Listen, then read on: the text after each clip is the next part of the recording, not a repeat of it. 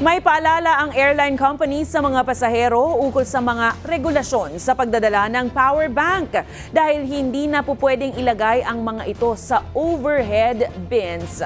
Alamin na para maging ligtas ang pagbabiyahe sa eroplano. Samantala, dahil non-working holiday ngayon, bumiyahe na ang ilang bakasyonista para hindi na makipagsiksikan pa sa mga pasahero sa kasagsagan ng Semana Santa. Ang balitang A to Z ni Ace Cruz.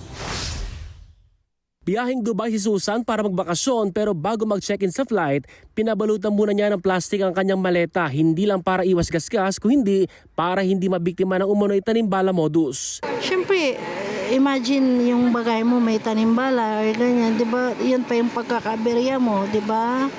Instead of makapunta ka, hindi ka makakapunta, di ba? Nauna nang nilinaw ng Manila International Airport Authority o MIAA na walang sangkot sa tanimbala sa hanay ng kanilang mga tauhan. Hindi man nagpa-unlock ng interview, sinabi ng Office of Transportation Security o OTS Administrator Yusek Arthur Bisnar na na-inspeksyon na ang security measures sa NAIA ngayong Semana Santa.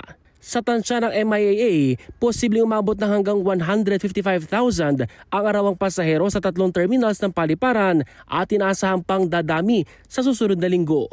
Ayon sa isang low-cost airline company, as of April 9, 2025, may tinatayang 100,000 na ang kanilang flight bookings. So we're expecting a surge, an increase. 100,000 yung book na, but we're expecting more because yun nga, dun sa mga last minute na bumabiyahe. Baka ma-reach po natin approximately 150,000, Steve, right? Si Nanelos Biminda, itinaon ngayong non-working holiday ang biyahe papuntang Hong Kong at babalik sa Pilipinas sa Palm Sunday para hindi na makipagsabayan pa sa ibang mga bakasyonista. Yan, pagpuno na stress na ako. Ipinalala rin ng airline company ang bagong mga regulasyon sa pagdadala ng power bank sa hand carry items. Pinapayagan lamang dalhin ang mga power bank na hanggang 100 watt-hour capacity.